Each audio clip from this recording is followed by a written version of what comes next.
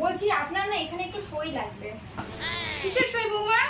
ওই আপনার ছেলের রেশন কার্ড ঠিক করতে দিত তো তাই। বৌমা থাক, এইবার তুই কি করবি বুড়ি?